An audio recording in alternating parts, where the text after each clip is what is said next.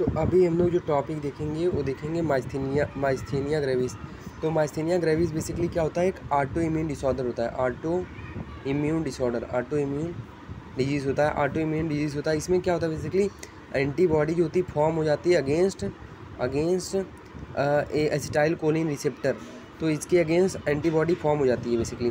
तो अब इसके अगेंस्ट एंटीबॉडी फॉर्म जाएगी तो सपोज़ क्या है, ये प्री सिनेप्टिक न्यूरॉन है, ये पोस्ट सिनेप्टिक न्यूरॉन है। तो जो यहाँ पे ACH के रिसेप्टर होते हैं, इससे ACH ज्वाइन नहीं कर पाएगा क्योंकि इसके रिसेप्टर जो है डैमेज हो जाती हैं।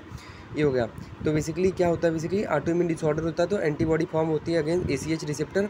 तो जब ये ज्वाइन इससे नहीं हो पाएगा तो ये मसल एक्टिविटी नहीं होगी, तो मसल कॉन्ट्रैक्शन नहीं होता है ऐसा करके।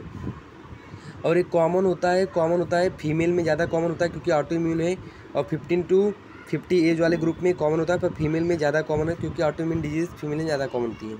ये हो गया। अब हम लोग आगे देखते हैं। तो बेसिकली इसमें सिम्टम क्या होता है, तो टोसिस सबसे मेन सिम्टम यहाँ पे टोसिस होता है, डिप्लोपिया होता है यहाँ पे।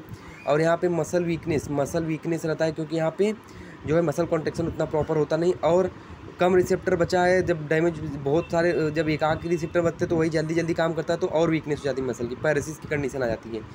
और अगर बताऊं तो यहाँ पे डिफिकल्टी इन सोलोविंग दिखता है, डिफिकल्टी इन ब्रीदिंग दिखता है। तो ये सब सिम्टम दिखते अपने को।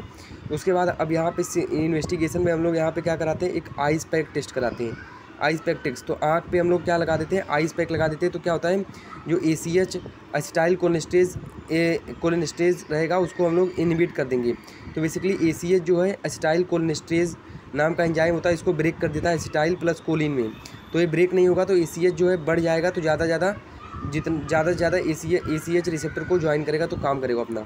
इसलिए हम लोग यहाँ पे एसिटाइल कोलिनेस्टेज इनहिबिटर मतलब आइस पैक हम लोग अगर दे देंगे तो एंजाइम में डिग्रीगेट हो जाएगा। क्यों? क्योंकि इसको ऑप्टिमम टेम्परेचर चाहिए होता है काम करने के लिए, और 0 डिग्री सेल्सियस पे करेंगे तो ये इनहिबिट हो जाएगा, तो ACH का नंबर बढ़ जाएगा। तो उस केस में उसमें डिप्लोपिया से क्या होगा, उसको रिलीफ होगा। तो समझ लेना, और डिप्लोपिया से रिलीफ है तो मतलब, और ड्रोपिंग ऑफ आई से रिलीफ है तो मतलब वो है ठीक है, वो माइस्थेनिया ग्रेविस है। और ये होता है एंड्रोफोनियम टेस्ट मतलब ये मेडिसिन है एसिटाइल कोलिनेस्टेज इनहिबिटर। तो इसमें 2 mg हम लोग देते हैं, तो देखते हैं तो उससे डिप्लोपिया रिलीफ हो जाता है, शॉर्ट एक्टिंग है।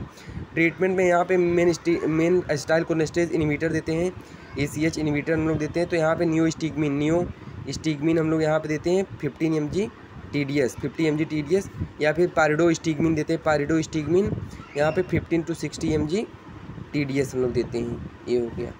तो this is all about the myasthenia gravis.